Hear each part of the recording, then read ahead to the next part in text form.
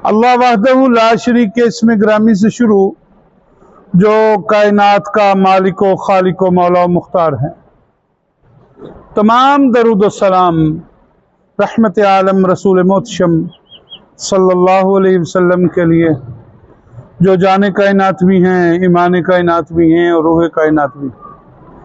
हज़रत सैयदा तय्यबा ताहिरा हज़रत फ़ातिमा रज़ियल्लाहु ताला अन्हा, आप रसूल कायनात सल्लल्लाहु अलैहि वसल्लम के पास उनके घर तशरीफ़ लाईं।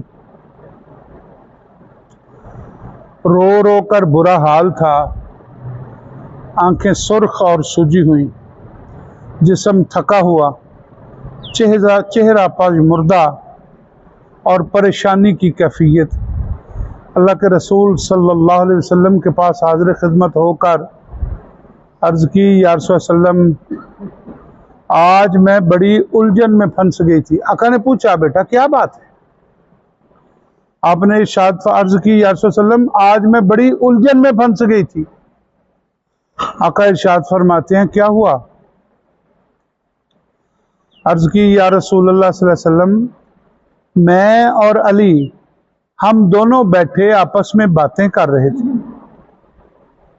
कोई बात एक तूल पकड़ गई और उस बात की वजह से अली मुझसे नाराज हो गए। क्या हुआ? अली मुझसे, ये कौन बात सुना रहे? फातिमा तो बिदा तो मिन्नी, फातिमा मेरे जिगर का टुकड़ा है। फातिमा तो सय्यदतुन निसाउल आलमीन, फातिमा तो सय्यदतुन निसाए अहले जन्ना। ये वो फरमा रही, वो बता रही, नबी की बेटी, नबीउल अंबिया की बेटी। और मेरे आका ने जब ये सुना तो आका ने इरशाद फरमाया, फिर अर्ज़ की, या रसूलुल्लाह सल्लल्लाहु अलैहि वसल्लम, अली मुझसे नाराज हो गए तो मैंने अली को मनाने के लिए उनके कमरे के 70 चक्कर लगाए। कितने? बोलिए भाई। तो इतने मां की गिनती तू ही कुड़ियों ने बहुता सिर ते चढ़ाया, ऐसा ही है। ये मैं आपको सच्ची बात हो, कुड़िए तू बहुता सिर ते चढ़ाया। और बाप भी कह देता है कि एडा भी ओदे थले लगन की केड़ी लोड़ है, ऐसे कह देते। मेरे रसूल का फरमान सुनो, सुनो मेरे नबी क्या फरमा रहे। मेरे नबी फरमा रहे हैं, जो मियाँ बीवी में आपस में मोहब्बत पैदा करने की बजाय नफरत पैदा करने की कोशिश करे, वो चाहे बाप हो, वो चाहे माँ हो, वो कोई भी हो, वो अगर ऐसा करने की कोशिश करे तो अल्लाह उसे जन्नत की खुशबू भी अता नहीं करेगा। असी तो तीलियां लाने ना इथे।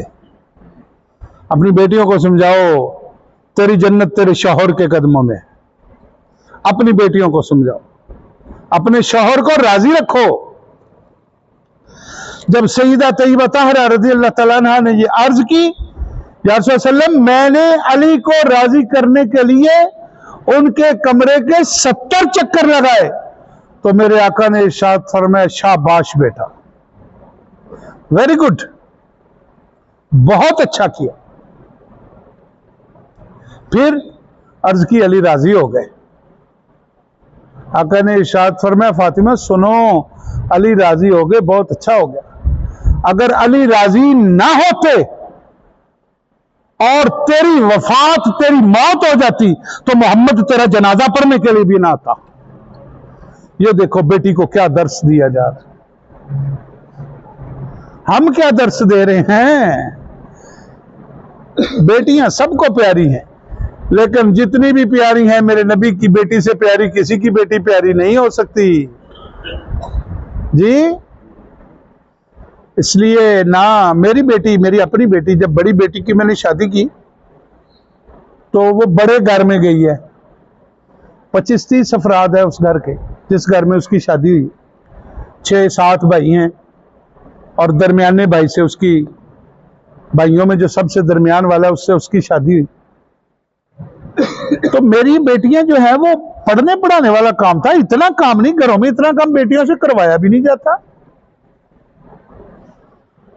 तो मुझे आकर कहीं मैंने पूछा, शादी से तकरीबन 10-15 दिन या 20 दिन या 1 महीने के बाद मैंने कहा बेटा सुनाओ, तो मुझे कहने लगी बाबा सब ठीक है, लेकिन दिन में 3 बार इंडिया पकानी पड़ती है और 2-2 पकानी पड़ती, और मेरे से मैं किचन का काम मैं तो थक जाती हूं। मैंने कहा बेटा मैं तेरे लिए कोई खान सामान लगवाने के काबिल नहीं हूं, एक, और दूसरा बेटियों ने घरों के काम करने ही होते हैं, आपने नहीं करने तो किसने करने हैं? तो करो भाई, अभी नहीं है तो आदत बन जाएगी, 2 दिनों में बन जाएगी, 10 दिनों में बन जाएगी, 1 महीने में बन, तो करो। अब तेरा घर वो है, हम तेरे प्रोटेक्टर जरूर हैं इस सूरत में अगर तेरे साथ कोई ज्यादती हो, लेकिन घर तेरा वही है, तूने उसी घर में रहना है। मेरे रसूल की हदीस सुनो, मेरे आका ने इरशाद फरमाया फातिमा सुन, औरत इबादत मरियम अलैहिस्सलाम की तरह करे, नमाजें मरियम अलैहिस्सलाम की तरह पढ़े, रोजे उनकी तरह रखे, इबादत की इंतहा कर ले, अगर उसका शौहर राजी नहीं है तो वो औरत जन्नत नहीं जा सकती, वो औरत जन्नत और बोलो भाई। ये बातें आपको इसलिए सुना रहा हूं कि घर में जाकर अपनी बेटियों को सुनाओ, अपनी बेटियों को बताओ अल्लाह ने शौहर का मकाम क्या रखा है, अल्लाह ने शौहर को मर्तबा क्या दिया है। मेरे रसूल ने इरशाद फरमा दिया कि अल्लाह फरमाते हैं अगर दुनिया में अल्लाह के सिवा किसी को सजदा जायज होता तो मैं औरत को हुक्म देता कि वह अपने शौहर को सजदा करे। इसलिए भाई अपनी बेटियों को दर्स वो दो जो दर्स मेरे रसूल ने अपनी बेटी को दिया, तो घर आबाद रहेंगे, घर फिर बर्बाद नहीं होंगे।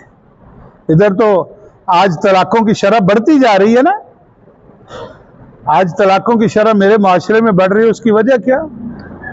बाप को अपनी बेटी से प्यार है, प्यार का इनकार नहीं है, लेकिन अपनी बेटी को समझा तेरी जन्नत, तेरी जिंदगी तेरे शौहर के कदमों में है, तेरे शौहर के साथ। हाँ वो जलील करे, वो रुसवा करे, उससे बात करो, उसे समझाओ, उसे सीधे रास्ते पर लाने की कोशिश करो। जैसे औरत का, जैसे मर्द का मकाम है ऐसे औरत का भी मकाम है। जूती की नोक पर समझने वाले औरत को, उनको भी अल्लाह की बारगाह में पेश होना है। जो हर वक्त अपनी बीवी को गालियां देते रहते हैं, जो हर वक्त अपनी बीवी को मारते पीटते रहते हैं, जो हर वक्त अपनी बीवी के साथ ज्यादतियां करने की कोशिश करते रहते हैं, उनको भी जाकर हिसाब देना है। माँ और बीवी के दरमियान जो फर्क है उसको फर्क रखो, माँ को माँ समझो, बीवी को बीवी समझो, उसके हकूक भी पूरे करो, उसके हकूक भी पूरे करो। तो ये सब काम करने पड़ेंगे अगर करोगे। मुझे बड़ी अच्छी तरह याद है, मेरे दादा जान जो हैं, मैंने अपनी आंखों से ये देखा, मेरे दादा जान जो है बड़े सख्त मिजाज के थे, बड़े सख्त मिजाज के। गुलाम नबी उनका नाम था, अल्लाह उनकी कब्र पर करोड़ों रहमतें नाज़िल करे, लेकिन बड़ा पक्का नमाजी था। तो वो बड़ी सख्ती, शुगर का पेशेंट था, बहुत पुरानी बात है, आज से 70 साल पुरानी बात कि वो शुगर का मरीज था। 53 साल मेरी उम्र है, 10 साल की उम्र में मैंने उनको देखा है। 10 से 12 साल की तकरीबन मेरी एज थी जब वो इस दुनिया से रुखसत हो गए। तो इससे पहले वो, उनकी हालत ये थी कि वो मेरी माँ के साथ बड़ी ज्यादती कर जाती थी और सख्त बोल जाते थे। और मेरे अब्बा जी ने ड्यूटी लगाई थी कि मीठा पानी ज्यादा नहीं देना, डॉक्टर ने मना किया था। उस वक्त शुगर भी इतनी आम नहीं थी, किसी किसी को थी। तो दादे का, मेरे का, दादा जान का बार बार दिल करता था मुझे ना रूह अफ़ज़ा, उस वक्त रूह अफ़ज़ा जो होता था ज्यादा, और नौरस शरबत, रूह अफ़ज़ा ये होता था। तो मुझे पानी मीठा बना के दे, लाल पानी मीठा बना कर, और बार बार। तो मेरी माँ कहा करती थी कि अब्बा नहीं, वो बाबा नहीं, ऐसे नहीं हो सकता, इसलिए कि तुझे दिन में 1 बार मिलेगा या 2 बार मिलेगा, इससे ज्यादा नहीं, डॉक्टर ने मना किया। तो शाम को जब मेरे अब्बा जी अपनी ड्यूटी से, अपने काम से वापस आते थे, तो मेरे अब्बे से कहा करते थे कि मैं नहीं तेरे नाल यूनस, मेरे अब्बा जी का नाम यूनस था, यूनस तेरे नाल नहीं बोलना। आज जी तू घर रखी है ना, इन्हें अज मैंने पानी नहीं दिता, प्यासा मार दिता। बूढ़ा आदमी था और बूढ़े बंदे की कैफियत बदल जाती।